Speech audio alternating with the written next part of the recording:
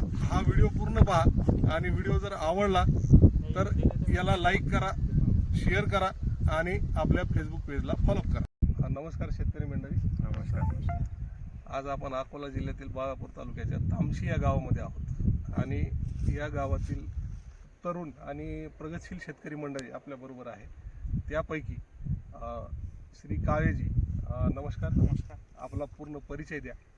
माझं नाव प्रल्हाद जगन्नाथ काळे, राहणार तामसी, तालुका बाळापूर, जिल्हा अकोला.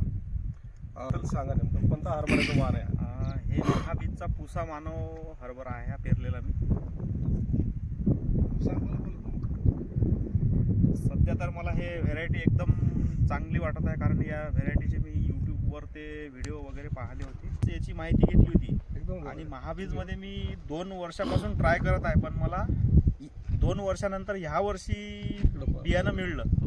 तरी पण मला एकदम बियाणं हे चांगलं वाटत आहे. याच्यामध्ये काही मर रोग नाही. धस साहेबांनी मला सांगितलं होतं की तुम्ही एकरी 5 किलो ट्रायकोडर्मा सोडा, त्याला जैविक बीज प्रक्रिया करा.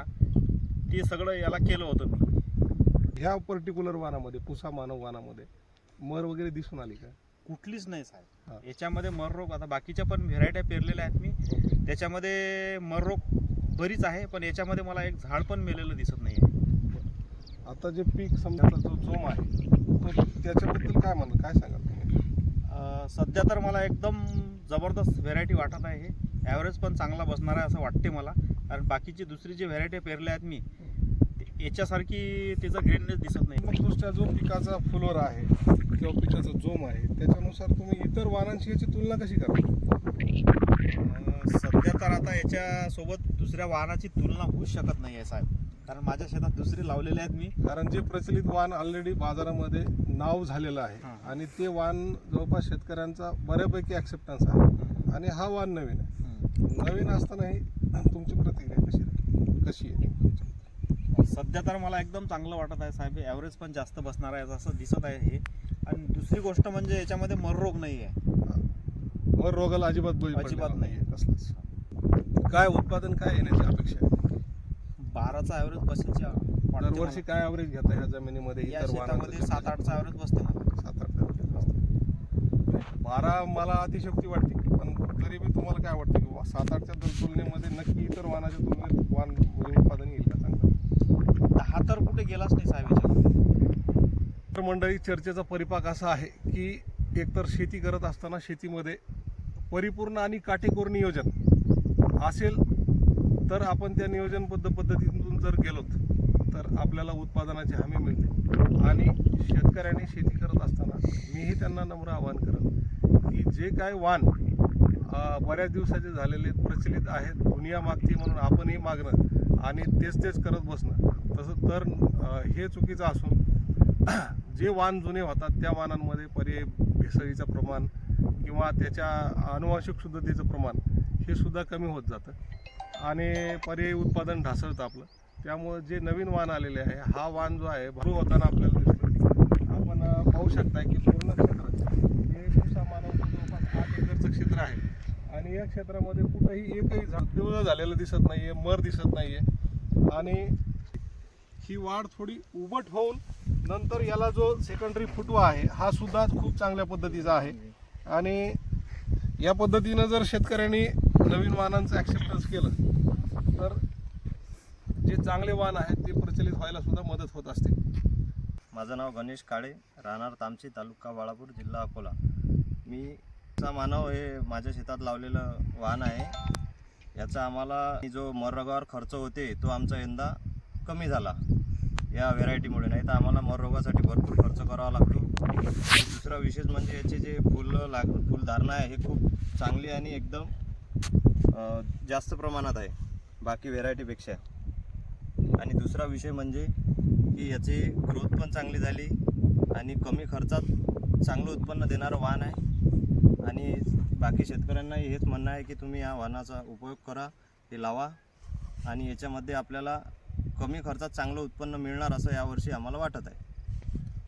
तुम्हाला काय वाटतं, हा इथं तुमच्या शेतामध्ये इतर पेरलेला वाण आणि इथं आल्यानंतर हा जो पुसा मानव आपण पाहतोय तर याच्यामध्ये काय फरक दिसतो तुम्हाला? याच्यामध्ये सर आपल्याला फुलधारणा जास्तीत जास्त दिसत आहे. फुटवे पण जास्त आहे आणि जाकीपेक्षा प्रचलित वाण वाटून राहिलं मला. मी जाकी पेरलेला होता, पण त्याच्यापेक्षा मला माझ्या या शेतामध्ये मला सर्वात जास्त फुलधारणा आणि फुटवे जास्त वाटत. काय सांगाल पुढच्या वर्षी शेतकऱ्यांना ह्या वाण पेरण्यासाठी, किंवा तुम्ही पेरणार का नाही पेरणार? पुढच्या वर्षी तर मी निश्चितच पेरणार सर. आपल्याकडून जर बियाणं मिळालं तर आम्ही पुसा मानवच पेरणार सर. आणि तुमच्यासारखे इतर जे शेतकरी आज तरुण पिढी शेतीमध्ये पुढे येत आहे, तर त्यांना काय आवाहन कराल ह्या पुसा मानवाबद्दल? जे पुसा मानव आहे हे एकदम चांगली व्हेरायटी आहे. व्हेरायटी आहेत कनक वगैरे, तर त्या पण चांगल्या अशा व्हेरायट्या वाटल्या. आम्ही कनकच्या पण प्लॉटवर गेलो होतो, तर कनकची पण मला चांगली व्हेरायटी वाटली. जे जैविक आपलं ट्रायकोडर्मा आहे महाबीजचं किंवा महाजैविक आहे, तर त्याच्याबद्दल काय सांगाल? किंवा तुम्ही यावर्षी ज्या पद्धतीनं बीज प्रक्रिया केली आणि पहिल्या पाण्यामध्ये स्प्रिंकलरमधून वगैरे दिलं, तर त्याचा काय अनुभव आहे तुमचा? एकदम सर याच्यामध्ये मर 0% आहे, एकदम 0%. आमचा जो मरेवर खर्च झालेला आहे, मागच्या वर्षी आम्ही भरपूर सारे स्प्रे घेऊन लगातार 8-8 दिवसाला स्प्रे घेऊन पण आमची मर थांबली नाही. जो जळायचा, माझा 4 एकर क्षेत्र होतं, 4 एकरामधला माझं 1 ते 1.5 एकर क्षेत्र जळून गेलं होतं पूर्ण. या क्षेत्रामध्ये 8 एकर क्षेत्र आहे. 8 एकरामध्ये एकदम बिलकुल म्हणजे एकही झाड असं जळलेलं वाटत नाही आहे सर. आता महाबीजचे ट्रायकोडर्मा आणि महाजैविक जे बाजारामध्ये उपलब्ध आहेत किंवा आमच्याकडे मिळतात, तर त्याच्या किमती, त्याची गुणवत्ता याच्याबद्दल काय सांगाल? बाजारातल्या इतर प्रोडक्टची तुलना कशी कराल? सर आम्हाला जे आपण आपल्याकडून जे ट्रायकोडर्मा आम्ही यूज केलेलं आहे, आम्ही स्प्रिंकलरमधून सोडलं होतं, तर मर बिलकुल नाही आहे. महाजैविक नत्रस्फुरत पालाचे जे जीवन महाजैविक पण आम्ही पण त्याची पण बीज प्रक्रिया केली होती. त्याचे पण आम्हाला रिझल्ट चांगले आले उगवण शक्ती आणि पिकाचा जोमामध्ये काही फरक दिसला का? हो, जोमामध्ये पण फरक दिसला आणि फुटे पण जास्त आहे सर. ओके. आणि त्याच धर्तीचे जे उत्पादनं बाजारामध्ये आहेत इतर कंपन्यांचे, त्याच्यामध्ये किमतीमध्ये आणि गुणवत्तेत काय तुम्हाला जाणवतं? महाबीजचं तर चांगलं वाटलं सर. म्हणजे बाकी मार्केटमध्ये जरी गेलं तर कसं आहे सर, मार्केटमध्ये भरपूर सारे रेट घेतात आणि महाबीजचं जे आपलं रिजनेबल एकच रेट असतो सर सर्वकडे, सर्व कास्तकारांना. मार्केटमध्ये तर कसं असते, एक कास्तकारांना या कास्तकाराला वेगळा, दुसऱ्या कास्तकाराला वेगळा, या रेटनं मार्केट चालते सर. काय किलोनं भेटलं तुम्हाला ते, काय लिटरनं भेटलं? आम्हाला ट्रायकोडर्मा का हं. आम्ही मार्केटमध्ये 250-300 रुपये किलोनं ट्रायकोडर्मा आणला. ओके. आणि आपला किती महाबीजचा आपला भेटला? 140 रुपये किलोनं पडला. आणि महाजैविक? महाजैविक मार्केटमधून नाही परचेस केला आम्ही डायरेक्ट महाबीजकडूनच परचेस केला. कारण आम्हाला ट्रायकोडर्माचा अनुभव होता, त्या हिशोबानं आम्ही महाजैविक डायरेक्ट महामंडळ करून. जे स्पेसिफिकेशन्स आहेत महाबीजच्या महाजैविक, तर ते नत्राचा जो जीवाणू आहे, तर ते हरभरा पिकालाच आम्ही देतो. सोयाबीन पिकालाच नत्राचा जीवाणू असतो.